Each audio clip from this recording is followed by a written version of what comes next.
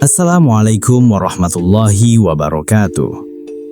Selamat datang di Cerita dari Mereka. Malam ini, kami akan membawakan sebuah kisah mengerikan tentang seorang wanita yang dipenjara karena fitnah. Namun, penderitaan yang ia alami ternyata bukan hanya berasal dari manusia. Di balik tembok penjara tua peninggalan kolonial, ia berhadapan dengan sosok-sosok yang telah menunggu keadilan selama lebih dari 100 tahun. Siapakah sebenarnya para noni Belanda tanpa kepala yang terus muncul di koridor penjara itu? Mengapa mereka memilih mendatangi Tita?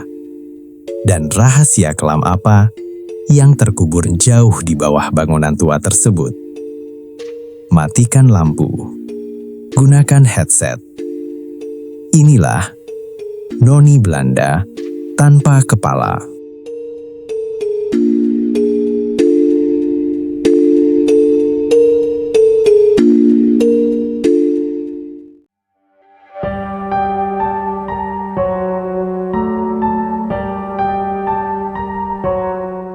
Malam itu hujan turun tipis membasahi halaman penjara wanita yang sudah berdiri sejak zaman kolonial Belanda. Bangunan tua itu tampak suram di bawah cahaya lampu kuning yang remang-remang. Dinding-dindingnya kusam, dipenuhi bercak lembab dan retakan panjang yang menjalar seperti urat nadi. Udara di dalamnya terasa dingin, meskipun musim kemarau sedang berlangsung. Di tempat itulah Tita harus menjalani hidupnya. Wanita berusia 32 tahun itu masih sulit menerima kenyataan bahwa dirinya kini menjadi narapidana. Padahal ia tidak pernah mengambil uang perusahaan, tidak satu rupiah pun. Namun sebagai staf administrasi biasa, Tita menjadi kambing hitam dalam kasus penggelapan dana yang melibatkan orang-orang penting di kantornya. Ia tahu siapa pelakunya. Ia tahu bagaimana uang itu dipindahkan. Ia tahu siapa yang harus bertanggung jawab. Tetapi sebelum kasus itu sampai ke pengadilan, seseorang datang menemuinya. Ancaman itu masih terngiang jelas di telinganya. Kalau kamu bicara, seluruh keluargamu akan hilang. Hanya satu kalimat, namun cukup untuk menghancurkan keberaniannya. Sejak saat itu Tita memilih diam. Ia menanggung semua tuduhan seorang diri. Dan kini setelah vonis dijatuhkan, ia harus menghabiskan beberapa tahun hidupnya di dalam penjara. Hari-hari pertama berjalan biasa. Ia berusaha menerima kenyataan, berusaha menenangkan diri, berusaha bertahan. Di dalam sel yang dihuni 3 orang, Tita dikenal sebagai pribadi pendiam. Ia jarang berbicara, lebih sering duduk di pojok sambil membaca Al-Quran kecil yang selalu dibawanya. Ada satu kebiasaan yang tidak pernah ia tinggalkan. Setiap sepertiga malam, Tita selalu terbangun untuk sholat tahajud. Entah di rumah, di perjalanan, atau bahkan sekarang di dalam penjara. Kebiasaan itu sudah dilakukannya bertahun-tahun. Karena itulah ketika penghuni sel lainnya tertidur pulas, Tita sering menjadi satu-satunya orang yang masih terjaga. Malam demi malam berlalu. Tak ada hal aneh yang terjadi. Hanya suara langkah sipir yang sesekali terdengar dari koridor, atau bunyi tetesan air dari pipa tua di kamar mandi. Sampai suatu malam yang mengubah segalanya. Jam dinding tua di ujung lorong baru saja menunjukkan pukul 2:30. Tita membuka matanya, seperti biasa, tanpa alarm, tanpa dibangunkan siapapun. Ia duduk perlahan di atas kasur tipisnya. Seluruh penghuni sel masih tertidur. Suasana sangat sunyi, bahkan suara jangkrik pun tak terdengar. Anehnya, malam itu dadanya terasa sesak. Perasaan gelisah yang tidak bisa dijelaskan tiba-tiba muncul. Seolah ada sesuatu yang salah, sesuatu yang sedang mengawasinya. Tita mencoba mengabaikannya. Ia mengambil air wudhu dari kamar mandi kecil yang berada di dalam sel, lalu kembali ke tempat tidur untuk sholat. Namun saat hendak memulai takbir, bulu kuduknya tiba-tiba berdiri. Matanya bergerak pelan ke arah kamar mandi. Pintu kamar mandi terbuka sedikit. Gelap, tidak ada siapa-siapa. Tita menarik napas panjang. Mungkin hanya perasaannya saja. Ia mencoba fokus kembali. Tetapi rasa tidak nyaman itu justru semakin kuat. Jantungnya mulai berdetak lebih cepat. Keringat dingin muncul di pelipisnya. Pelan-pelan ia menoleh lagi ke arah kamar mandi. Dan saat itulah ia melihatnya. Sosok seorang wanita berdiri diam di dalam kegelapan. Tubuhnya tinggi, mengenakan gaun putih panjang khas wanita Eropa zaman kolonial. Gaun itu menjuntai hingga lantai. Kainnya tampak lusuh dan menguning dimakan usia. Namun, yang membuat darah Tita serasa berhenti mengalir adalah wanita itu tidak memiliki kepala. Lehernya terputus rata. Hitam, gelap, kosong. Seolah kepalanya dicabut dari tubuhnya. Tita membeku. Seluruh tubuhnya tidak mampu bergerak. Suara zikir yang hendak keluar dari mulutnya tertahan di tenggorokan. Ia hanya bisa menatap. Dan semakin lama menatap, semakin muncul sesuatu yang tidak masuk akal. Meski tidak memiliki kepala, Tita merasa sosok itu sedang tersenyum kepadanya. Perasaan itu sangat jelas, sangat nyata. Seolah ada wajah tak terlihat yang sedang memandang lurus ke arahnya sambil tersenyum lebar. Senyum yang dingin, senyum yang tidak manusiawi. Tubuh Tita mulai gemetar. Ia mencoba membaca ayat kursi, namun lidahnya terasa berat. Setiap kata yang keluar terdengar terbata-bata. Sementara sosok itu tetap berdiri, tidak bergerak, tidak mendekat, hanya diam, menghadap ke arahnya. Beberapa detik kemudian, lampu koridor di luar sel berkedip. Sekali, 2 kali, 3 kali. Dan ketika cahaya kembali stabil, sosok wanita tanpa kepala itu sudah menghilang. Begitu saja, kosong. Seakan tidak pernah ada. Tita langsung menangis. Ia terus membaca ayat-ayat Al-Quran hingga menjelang subuh. Malam itu ia tidak tidur lagi. Keesokan paginya Tita memberanikan diri bercerita kepada salah satu penghuni sel yang lebih tua. Namanya Bu Ratih. Wanita itu sudah hampir 8 tahun mendekam di penjara. Saat mendengar cerita Tita, wajah Bu Ratih langsung berubah pucat. Ia menoleh ke kanan dan ke kiri sebelum berbisik pelan. "Kamu lihat Noni itu?" Tita terdiam. "Noni?" Bu Ratih mengangguk perlahan. "Itu penghuni lama tempat ini." Jantung Tita kembali berdebar. "Maksud ibu?" Bu Ratih terlihat ragu. Namun akhirnya ia melanjutkan. "Dulu waktu zaman Belanda, bagian penjara tempat kita ini bukan sel tahanan. Lalu, katanya dulu tempat tinggal keluarga pejabat kolonial." Tita menelan ludah.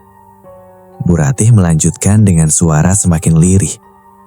"Ada cerita tentang seorang gadis Belanda yang meninggal secara mengenaskan di sini." "Meninggal bagaimana?" "Tidak ada yang tahu pasti. Yang jelas," Bu Ratih berhenti sejenak. "Mayatnya ditemukan tanpa kepala." Mendadak suasana menjadi sangat sunyi. Tita merasakan hawa dingin menjalar di punggungnya. Ia ingin menganggap semua itu hanya cerita, hanya mitos. Namun apa yang dilihatnya semalam terasa terlalu nyata, terlalu jelas.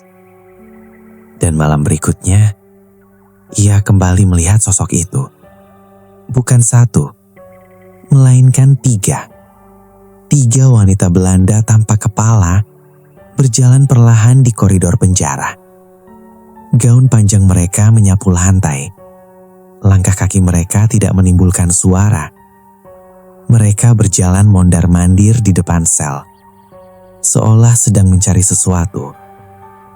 Atau sejak malam ketika Tita melihat 3 sosok noni Belanda tanpa kepala berjalan mondar-mandir di koridor penjara, hidupnya tidak pernah sama lagi.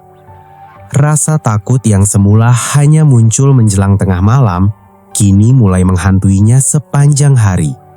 Ia berusaha meyakinkan dirinya bahwa semua itu hanyalah halusinasi. Mungkin karena tekanan batin. Mungkin karena stres akibat kasus yang menjerumuskannya ke dalam penjara. Atau mungkin karena bangunan tua itu yang memang membuat siapapun yang tinggal di dalamnya mudah berimajinasi. Namun, semakin keras Tita mencoba menolak kenyataan, semakin sering pula sosok-sosok itu menampakkan diri. Dan yang paling mengerikan, bukan hanya dirinya yang pernah melihat mereka. Malam berikutnya datang dengan suasana yang jauh lebih sunyi. Hujan turun sejak petang. Air menetes dari sela-sela atap tua dan membentuk genangan kecil di beberapa sudut koridor. Angin dingin menyusup melalui ventilasi besi di atas sel. Satu persatu penghuni sel mulai terlelap. Namun Tita tidak bisa memejamkan mata. Ia duduk bersandar di dinding. Tangannya menggenggam Al-Quran kecil. Matanya sesekali mengarah ke pintu besi sel.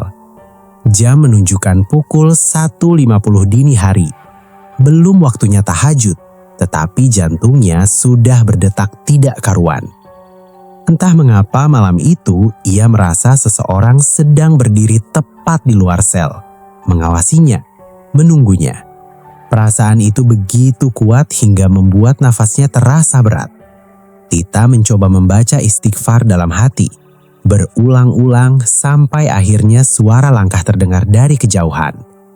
Tap, tap, tap, tap. Pelan, sangat pelan. Seolah seseorang sedang berjalan tanpa alas kaki di atas batu yang basah. Tita mengangkat kepala. Matanya menatap lorong melalui celah pintu besi. Awalnya tidak ada apa-apa, hanya koridor panjang yang diterangi lampu redup. Namun beberapa detik kemudian, sebuah bayangan putih muncul dari ujung lorong. Bayangan itu bergerak perlahan, semakin dekat, semakin jelas. Tubuh Tita langsung menegang. Gaun putih panjang, tubuh tinggi kurus, dan tidak memiliki kepala. Sosok itu berjalan perlahan melewati setiap sel. Gerakannya aneh, tidak seperti manusia. Kakinya seolah tidak benar-benar menyentuh lantai. Ia melayang tipis beberapa sentimeter di atas permukaan tanah. Tita menahan nafas, tubuhnya gemetar. Namun yang membuatnya hampir berteriak adalah saat sosok itu berhenti tepat di depan selnya. Diam, tak bergerak, seolah sedang memperhatikannya. Meski tak memiliki kepala, meski tak memiliki mata, Tita merasakan tatapan yang begitu kuat. Tatapan yang menembus hingga ke dalam dada. Beberapa detik berlalu, lalu dari ujung koridor muncul sosok kedua. Kemudian sosok ketiga. Dan tak lama kemudian, sosok keempat. 4 wanita Belanda tanpa kepala berdiri berjajar di depan sel. Gaun mereka tampak berasal dari zaman yang berbeda-beda. Ada yang mengenakan gaun pesta, ada yang mengenakan pakaian bangsawan, ada pula yang memakai pakaian sederhana seperti pelayan rumah tangga. Namun semuanya memiliki satu kesamaan. Leher mereka terputus, dan dari bagian leher itu tampak kegelapan pekat yang mustahil dijelaskan. Seolah bukan luka, melainkan sebuah lubang menuju tempat yang sangat gelap, sangat dalam. Tita hampir kehilangan kesadaran. Ia segera membaca ayat kursi sekeras yang ia mampu. Suara bacaannya membuat salah satu penghuni sel terbangun. Wanita bernama Ningsih membuka mata sambil menggerutu. "Tita, kamu kenapa?" Namun sebelum Tita menjawab, wajah Ningsih mendadak berubah. Matanya membelalak, pucat pasi. Ia menatap ke arah pintu sel, persis ke tempat 4 sosok itu berdiri. Kemudian Ningsih menjerit. Jeritan yang begitu keras hingga menggema ke seluruh blok penjara. "Astagfirullah, astagfirullah." Tahanan lain langsung terbangun. Namun saat lampu koridor dinyalakan lebih terang, keempat sosok itu lenyap, tak meninggalkan jejak apapun. Keesokan harinya, suasana penjara menjadi gempar. Ningsih yang dikenal berani, ternyata menangis panjang pagi. Ia bersumpah melihat 4 wanita tanpa kepala berdiri di depan sel.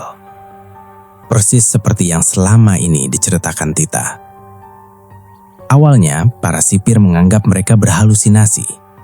Namun salah satu sipir senior bernama Pak Hendra terlihat tidak nyaman ketika mendengar cerita itu. Pria berusia hampir 60 tahun tersebut sudah bekerja di penjara itu selama puluhan tahun. Saat bertemu Tita di lorong, ia memanggilnya secara diam-diam. "Nak, iya Pak, kamu benar-benar melihat mereka?" Tita mengangguk. Pak Hendra menelan ludah. Kemudian berbisik, "Kalau begitu, jangan pernah menjawab bila mereka memanggilmu." Darah Tita seketika terasa dingin. "Memanggil?" Pak Hendra mengangguk pelan. "Waktu saya masih muda, ada narapidana yang menghilang." Tita terdiam. "Hilang? Sampai sekarang tidak pernah ditemukan." Pak Hendra terlihat ragu untuk melanjutkan. Namun akhirnya ia berkata pelan. "Malam sebelum hilang, dia mengaku mendengar suara wanita memanggil namanya dari koridor." Tita merasakan tengkuknya meremang. Setelah itu, besok paginya dia lenyap. Tidak ada tanda-tanda kabur, tidak ada jejak. Seolah ditelan bangunan ini. Pak Hendra segera pergi setelah mengatakan itu, meninggalkan Tita dengan pikiran yang semakin kacau. Malam berikutnya menjadi malam yang paling menakutkan sejak ia masuk penjara. Pukul 2 dini hari, Tita kembali terbangun. Udara terasa jauh lebih dingin dibanding biasanya. Begitu dingin hingga nafasnya terlihat seperti asap tipis. Padahal tidak ada pendingin ruangan. Tidak ada angin, tidak ada hujan. Hanya kesunyian yang luar biasa. Kemudian, terdengar suara perempuan. Sangat pelan, sangat jauh. Seperti berasal dari ujung koridor.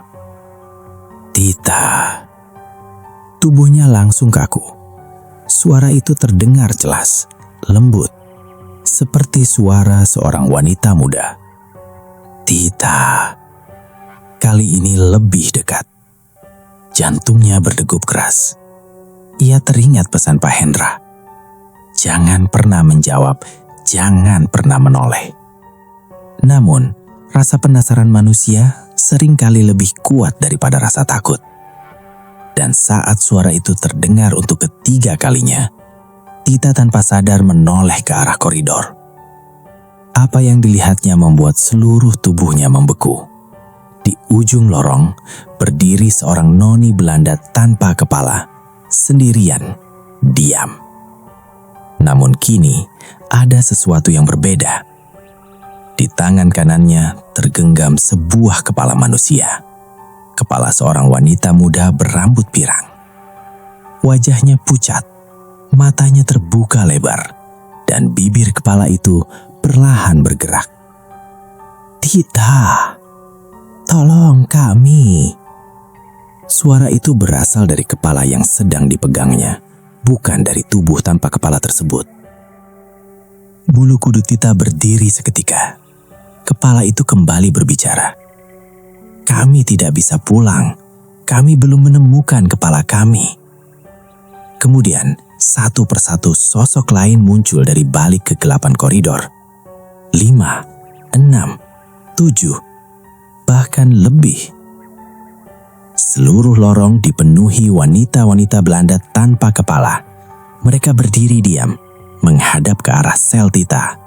Dan secara bersamaan, mereka mengangkat tangan ke arah dirinya, seolah sedang memohon pertolongan, atau mengundangnya untuk ikut bersama mereka. Pada saat itulah, Tita menyadari sesuatu yang jauh lebih mengerikan. para noni Belanda tanpa kepala itu bukan sedang mencari jalan pulang. Mereka sedang mencari seseorang yang bisa menggantikan mereka. Dan entah mengapa, mereka tampaknya telah memilih dirinya. Sejak malam ketika puluhan noni Belanda tanpa kepala memenuhi koridor penjara dan memanggil namanya, kondisi Tita semakin memburuk. Ia mulai sulit tidur. Wajahnya pucat, matanya cekung. Tubuhnya sering menggigil meskipun cuaca tidak dingin. Para penghuni sel mulai memperhatikan perubahan itu. Namun Tita memilih diam. Karena ia sadar, apa yang dialaminya bukan lagi sekedar gangguan makhluk gaib biasa. Ada sesuatu yang sedang mencoba berhubungan dengannya. Sesuatu yang selama puluhan tahun terperangkap di dalam bangunan tua itu. Dan semakin hari, kehadiran mereka terasa semakin nyata. Malam demi malam berlalu. Gangguan terus terjadi. Kadang Tita mendengar suara gaun panjang bergesekan di koridor. Kadang terdengar suara tangisan perempuan dari balik dinding. Bahkan beberapa kali ia terbangun karena merasakan seseorang berdiri tepat di samping tempat tidurnya. Saat membuka mata, tak ada siapa-siapa. Namun aroma parfum kuno yang menusuk selalu tertinggal di udara. Aroma yang tidak pernah ada sebelumnya. Aroma yang mengingatkannya pada rumah-rumah tua peninggalan kolonial. Suatu malam setelah selesai mengaji, Tita duduk termenung di sudut sel. Matanya menatap lantai. Pikirannya dipenuhi berbagai pertanyaan. Kenapa para noni itu terus muncul? Kenapa mereka memanggil namanya? Dan yang paling penting, apa yang sebenarnya terjadi pada mereka? Pertanyaan itu terus berputar di kepalanya. Hingga akhirnya sebuah kejadian tak terduga memberinya petunjuk. Keesokan siangnya, para narapidana sedang melakukan kegiatan kerja bakti membersihkan salah satu gudang tua yang sudah lama tidak digunakan. Gudang itu berada di bagian paling belakang kompleks penjara, jauh dari blok hunian. Bangunannya tampak sangat tua, dindingnya dipenuhi lumut, atapnya hampir runtuh. Bahkan sebagian sipir mengaku jarang masuk ke sana.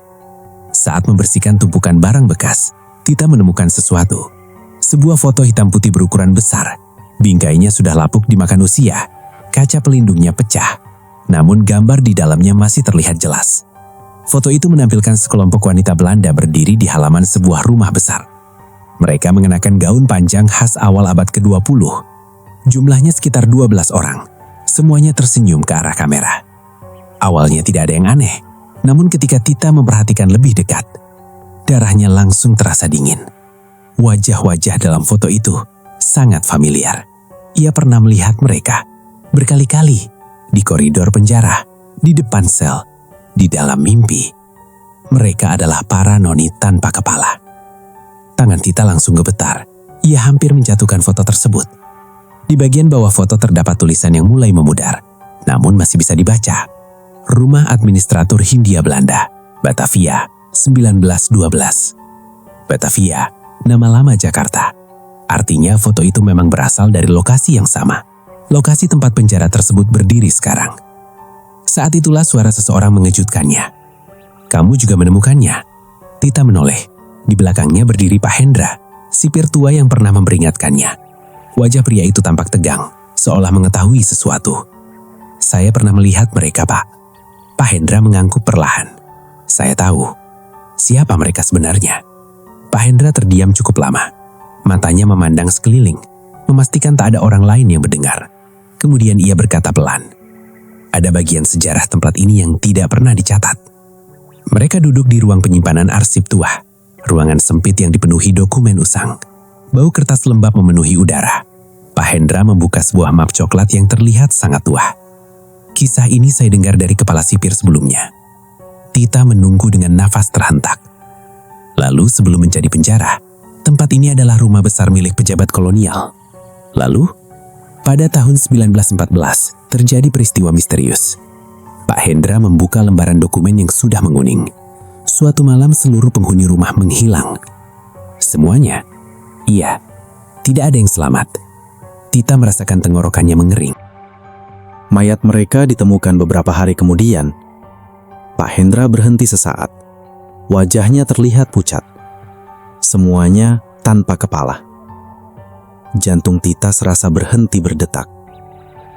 12 wanita, 3 pelayan, 1 anak perempuan, dan seorang nyonya rumah. Semuanya dipenggal. Suasana ruangan mendadak terasa sangat dingin. Tapi siapa pelakunya? Pak Hendra menggeleng. Tidak pernah diketahui. Pemerintah kolonial menutup kasus itu. Lalu bangunan tersebut ditinggalkan. Tahun-tahun berikutnya berubah menjadi rumah tahanan.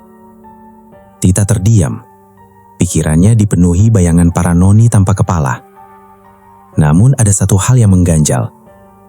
Kalau begitu, kenapa mereka masih ada di sini? Pak Hendra tidak langsung menjawab. Ia membuka satu lembar dokumen terakhir. Dokumen itu berisi denah bangunan lama. Dan di bagian bawah terdapat sebuah tanda merah. Sebuah ruangan tersembunyi, tepat di bawah fondasi bangunan utama. Karena kepala mereka tidak pernah ditemukan. Darah Tita langsung berdesir dingin. Pak Hendra menunjuk tanda merah itu. Ada ruang bawah tanah yang disegel sejak zaman Belanda. Tidak ada yang boleh masuk. Kenapa? Pak Hendra menelan ludah.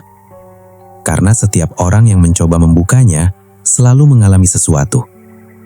Sesuatu seperti apa? Pria tua itu menatap lurus ke mata Tita. 5 orang meninggal. 2 hilang. Dan 1 menjadi gila. Malam itu Tita tidak bisa tenang. Informasi yang baru didengarnya terus menghantui pikirannya. Ruang bawah tanah. 12 wanita yang dipenggal. Kepala yang hilang. Semuanya terasa saling terhubung. Menjelang pukul 2 dini hari, ia kembali terbangun. Namun kali ini suasana terasa berbeda. Tidak ada suara langkah. Tidak ada suara tangisan. Tidak ada bisikan. Kesunyian yang luar biasa menyelimuti seluruh blok penjara. Lalu perlahan, terdengar suara benturan. Duk.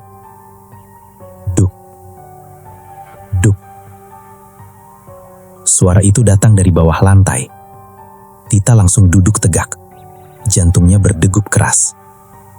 Duk. Duk. Duk. Semakin jelas. Seolah seseorang sedang mengetuk dari bawah tanah. Meminta keluar. Atau meminta ditemukan. Tita mencoba mengabaikannya. Namun suara itu terus terdengar. Bahkan semakin keras. Sampai akhirnya seluruh penghuni sel ikut terbangun. Ada suara apa itu? Itu dari mana? Beberapa tahanan mulai panik. Sementara suara ketukan semakin cepat. Duk. Duk. Duk. Duk. Mendadak lampu sel padam. Gelap gulita. Jeritan langsung terdengar di mana-mana. Para tahanan saling berteriak ketakutan. Dan di tengah kegelapan itu, Tita melihat sesuatu. Puluhan sosok noni tanpa kepala berdiri di dalam sel. Jumlah mereka jauh lebih banyak dibanding sebelumnya. Mereka memenuhi setiap sudut ruangan. Diam. Tak bergerak. Seolah sedang menunggu sesuatu. Lalu salah satu dari mereka melangkah mendekat. Tubuhnya paling tinggi. Gaunnya tampak paling mewah. Mungkin pemilik rumah itu dahulu. Perlahan ia mengangkat tangannya dan menunjuk ke bawah lantai. Tepat di bawah kaki Tita. Lalu sebuah suara perempuan terdengar. Bukan dari mulut. Bukan dari tenggorokan. Melainkan langsung di dalam kepalanya. Suara yang begitu jelas. Tolong kami. Temukan kami. Kami ada di bawah. Tita membeku. Tubuhnya gemetar hebat. Suara itu kembali terdengar. Lebih keras. Lebih menyakitkan. Kami belum bisa pergi. Karena kepala kami masih disembunyikan. Lalu tiba-tiba seluruh sosok itu mengangkat tangan secara bersamaan. Dan menunjuk ke arah yang sama. Ke bawah. Ke dalam perut bangunan tua yang selama puluhan tahun menyimpan rahasia kelang. Rahasia yang kini mulai bangkit. Dan saat lampu kembali menyala beberapa detik kemudian, semua sosok itu telah menghilang. Namun tepat di lantai tempat mereka berdiri, muncul sebuah retakan panjang yang sebelumnya tidak pernah ada.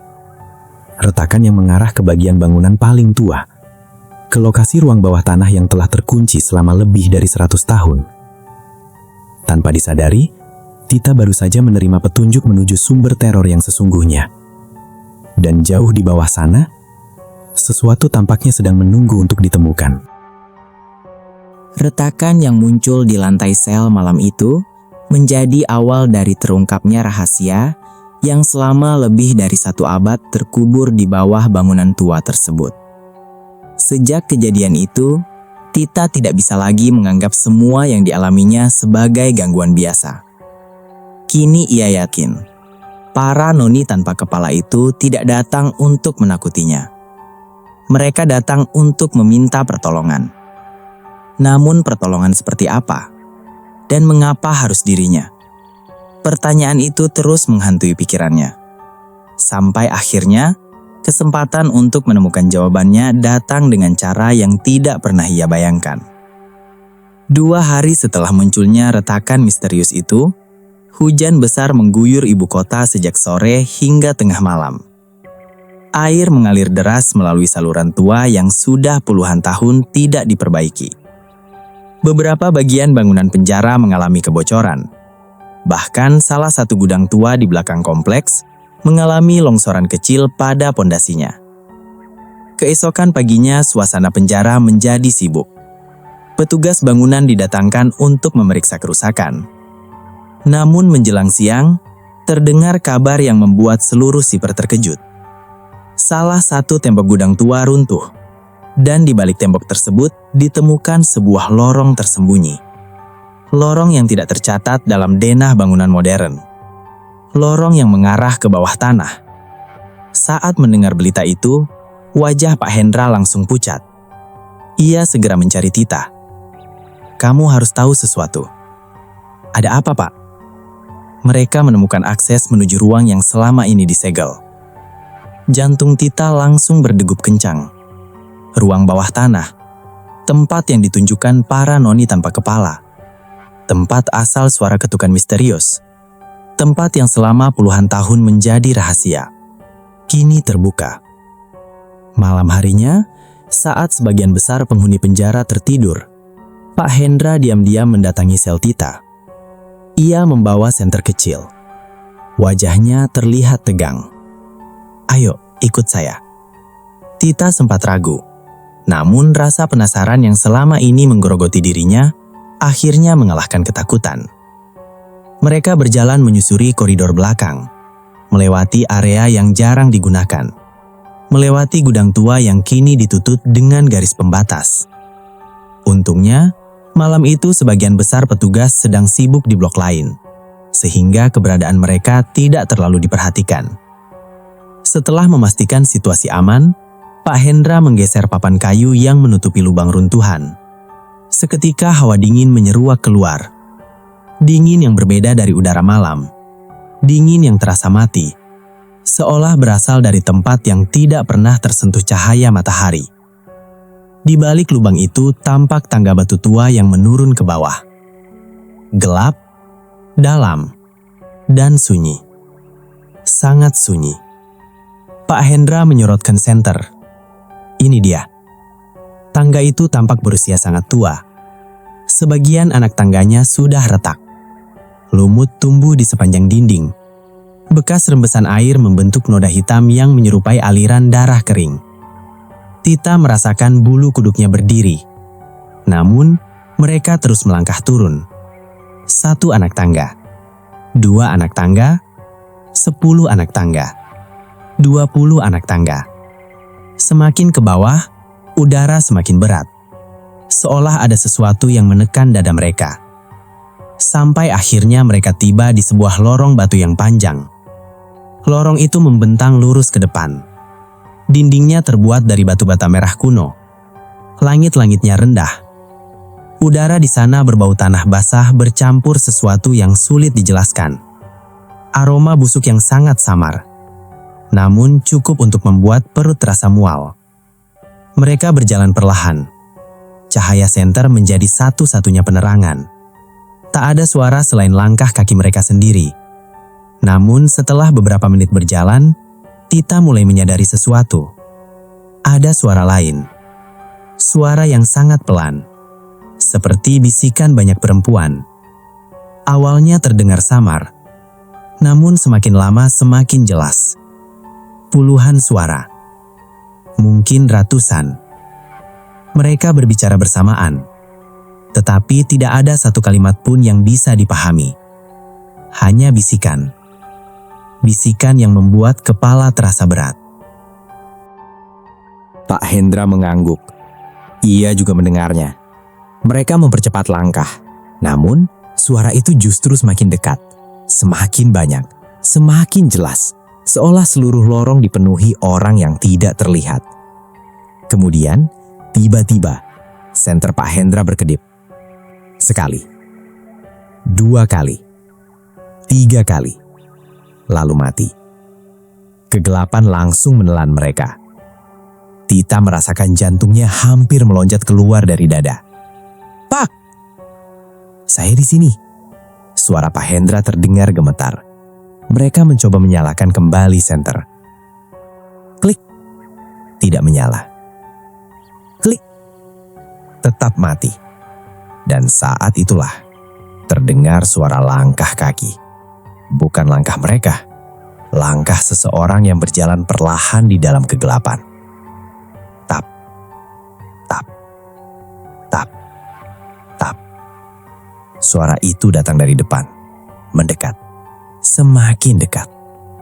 Tita menahan nafas, tubuhnya membeku. Lalu perlahan muncul cahaya redup berwarna pucat di ujung lorong. Bukan cahaya lampu, melainkan cahaya yang memancar dari sosok-sosok perempuan berpakaian putih. Mereka berdiri berjajar, puluhan jumlahnya. Dan semuanya tidak memiliki kepala. Noni-noni Belanda itu kembali muncul. Namun kali ini mereka jauh lebih jelas dibanding sebelumnya. Gaun-gaun mereka tampak compang-camping. Sebagian tubuh mereka berlumuran noda hitam. Beberapa membawa sesuatu di tangan. Ketika cahaya samar itu semakin terang, Tita hampir menjerit. Mereka membawa kepala mereka sendiri. Kepala-kepala yang sudah pucat. Mata terbuka, bibir membiru. Beberapa bahkan tampak rusak seperti bekas hantaman benda tajam. Pemandangan itu begitu mengerikan hingga kaki Tita tak mampu menopang tubuhnya. Namun para noni itu tidak menyerang, tidak mendekat. Mereka hanya berdiri, seolah menunggu. Kemudian perlahan mereka berbalik dan mulai berjalan menuju ujung lorong, seperti sedang menunjukkan jalan. Entah karena keberanian, atau karena dorongan yang sulit dijelaskan, Tita dan Pak Hendra mengikuti mereka. Lorong itu berakhir di sebuah ruangan besar berbentuk bundar. Ruangan yang mungkin telah tersembunyi lebih dari 100 tahun. Di tengah ruangan terdapat sumur batu tua. Permukaannya penuh lumut. Besi penutupnya sudah berkarat. Namun yang membuat mereka merinding adalah simbol-simbol aneh yang terukir di sekeliling sumur. Simbol yang tampak bukan berasal dari budaya Belanda. Bukan pula simbol keagamaan, melainkan sesuatu yang lebih tua, lebih gelap, lebih menyeramkan. Tita mendekati sumur itu perlahan, lalu tanpa sengaja menyorotkan cahaya ke dalamnya. Saat itulah ia melihat sesuatu. Tumpukan tulang, sangat banyak, memenuhi dasar sumur. Bukan hanya 1 atau 2, melainkan puluhan kerangka manusia. Dan di antara tumpukan tulang itu, terlihat benda-benda bulat berwarna pucat. Tengkorak. Puluhan tengkorak manusia. Tita langsung mundur dengan nafas memburu. Namun salah satu tengkorak tampak berbeda. Masih terdapat sisa rambut pirang yang menempel. Rambut yang sangat mirip dengan sosok-sosok noni yang selama ini muncul. Pak Hendra membeku. Wajahnya pucat seperti mayat. Ya Tuhan! Suara itu keluar lirih dari bibirnya. Mereka baru saja menemukan tempat pembuangan korban. Tempat seluruh kepala yang hilang disembunyikan. Namun, teror sesungguhnya baru mulai. Saat Tita menatap ke dalam sumur, tiba-tiba seluruh ruangan bergetar. Dinding batu mengeluarkan suara retakan. Bisikan-bisikan perempuan berubah menjadi jeritan panjang yang memekakkan telinga. Dan dari dasar sumur, terdengar suara lain. Suara laki-laki, berat, dalam, penuh kebencian. Kalian tidak boleh membuka tempat ini. Seketika, Seluruh noni tanpa kepala yang berdiri di sekitar ruangan serempak menoleh ke arah sumur. Meski tak memiliki kepala, meski tak memiliki wajah, Tita bisa merasakan ketakutan mereka. Ketakutan yang luar biasa. Seolah selama lebih dari 100 tahun bukan karena mereka terjebak di sana karena kehilangan kepala, melainkan karena ada sesuatu yang menjaga mereka tetap terkurung. Sesuatu yang jauh lebih mengerikan daripada arwah para noni itu sendiri. Dan perlahan, dari dalam sumur yang gelap gulita, sepasang mata merah mulai terbuka, menatap lurus ke arah Tita, dengan kebencian yang begitu pekat, seakan telah menunggu kedatangannya sejak lama. Sepasang mata merah itu menyala dari dasar sumur. Tidak berkedip, tidak bergerak, hanya menatap lurus ke arah Tita. Dalam sekejap, hawa di ruangan bawah tanah berubah drastis. Udara terasa semakin dingin. Nafas Tita membentuk uap putih tipis. Sementara suara jeritan para wanita yang sejak tadi memenuhi ruangan berubah menjadi tangisan pilu. Tangisan yang begitu menyayat hati. Tangisan yang terdengar seperti kesedihan yang telah dipendam selama lebih dari 100 tahun. Pak Hendra mundur beberapa langkah. Tangannya gemetar. Senter yang dipegangnya hampir jatuh. "Ayo pergi dari sini." Suaranya bergetar. Namun Tita justru tidak bisa bergerak. Entah mengapa, ada perasaan kuat yang menahannya. Perasaan bahwa semua yang selama ini dialaminya akan berakhir malam itu. Bahwa jawaban atas seluruh teror yang menghantuinya ada di tempat tersebut. Tepat di depan sumur tua itu. Perlahan-lahan, suara perempuan mulai terdengar lagi.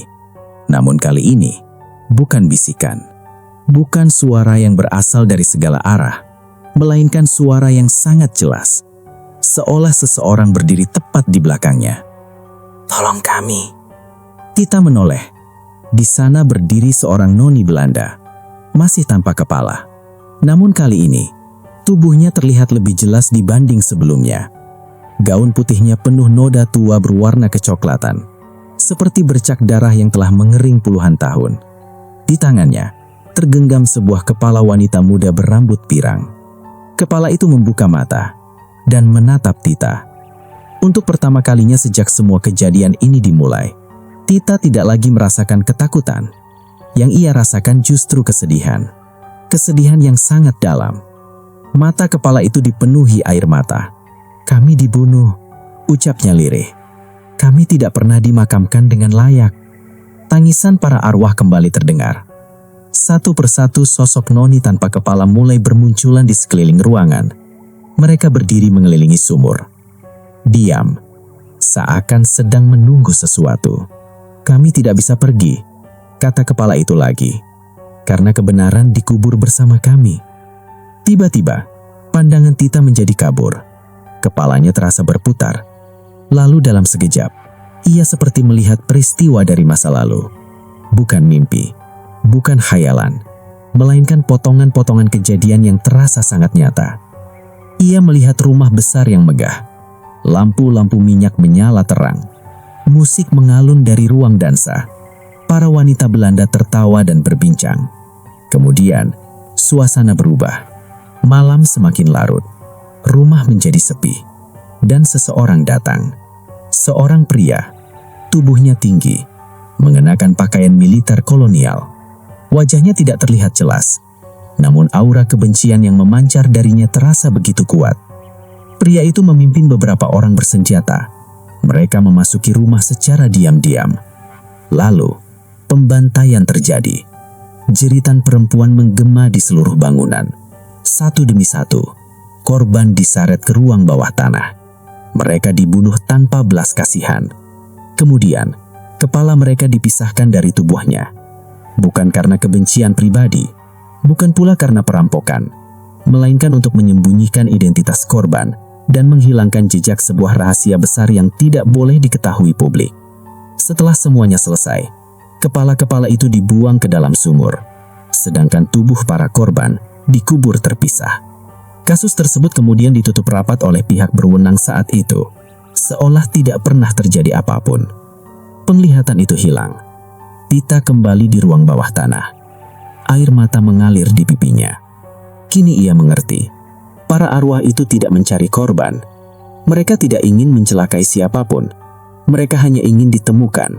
Mereka hanya ingin keberadaan mereka diakui. Mereka hanya ingin kebenaran terungkap. Tiba-tiba, terdengar suara retakan keras. Brak! Sebagian dinding tua runtuh. Pak Hendra tersentak. Kita harus keluar sekarang. Ruangan mulai berguncang. Tanah bergetar. Debu berjatuhan dari langit-langit. Bangunan tua itu seolah hendak ambruk kapan saja. Namun sebelum pergi, Tita menatap sekali lagi ke arah sumur. Dan saat itulah sesuatu yang aneh terjadi. Puluhan sosok noni tanpa kepala yang berdiri mengelilingi sumur perlahan mulai berubah. Satu persatu kepala mereka kembali muncul. Tidak utuh pada awalnya, hanya bayangan samar. Namun semakin lama semakin jelas. Wajah-wajah wanita muda. Wajah-wajah yang selama ini hilang. Mereka tidak lagi terlihat menyeramkan. Tidak lagi menakutkan. Yang terlihat hanyalah kesedihan dan kelegaan. Salah satu dari mereka tersenyum kepada Tita.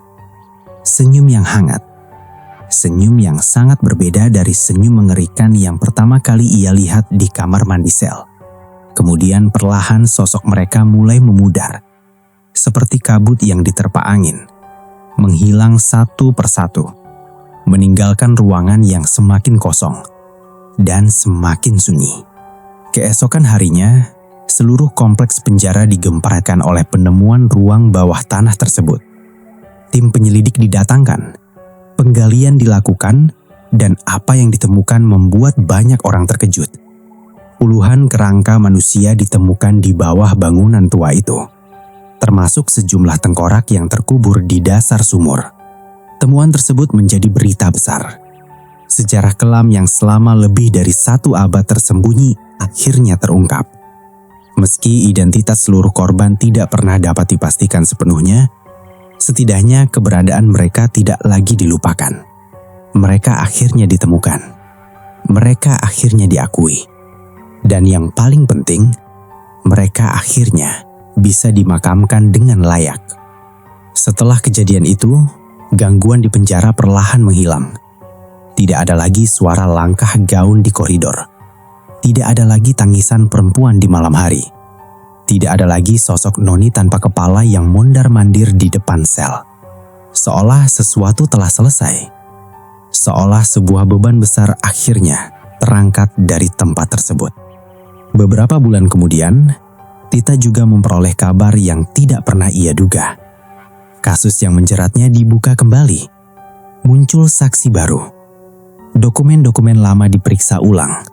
Dan akhirnya terbukti bahwa ia memang tidak bersalah. Orang-orang yang selama ini bersembunyi di balik kekuasaan mulai terungkap satu persatu.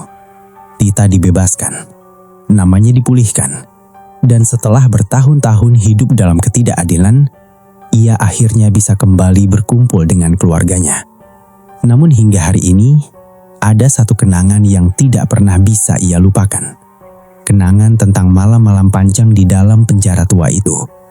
Tentang koridor gelap yang dipenuhi sosok noni Belanda tanpa kepala. Tentang bisikan yang memanggil namanya. Dan tentang senyum terakhir para arwah sebelum mereka menghilang.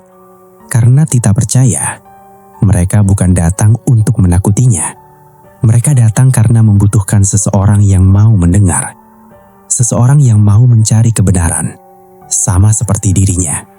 Sama seperti para noni Belanda itu. Mereka semua pernah menjadi korban dari sebuah rahasia yang sengaja dikubur. Bedanya, para noni Belanda itu telah menunggu lebih dari 100 tahun untuk memperoleh keadilan.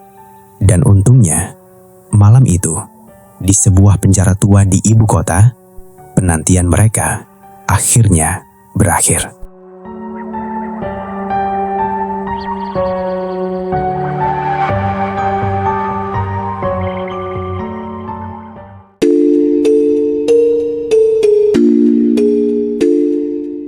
Demikianlah kisah noni Belanda tanpa kepala. Terkadang, yang paling menakutkan bukanlah arwah yang menampakkan diri, melainkan rahasia kelam yang sengaja dikubur dan dilupakan selama bertahun-tahun. Dalam cerita ini, para arwah tidak datang untuk meneror, melainkan untuk mencari keadilan yang telah lama dirampas dari mereka. Menurut kalian, apakah Tita benar-benar dipilih oleh para noni Belanda itu untuk mengungkap kebenaran? Ataukah ada alasan lain yang lebih misterius? Terima kasih sudah mendengarkan cerita dari mereka. Jangan lupa subscribe, like, dan bagikan. Karena semakin banyak yang mendengar, semakin banyak yang tahu bahwa mereka benar-benar ada. Sampai jumpa di kisah berikutnya. Wassalamualaikum warahmatullahi wabarakatuh.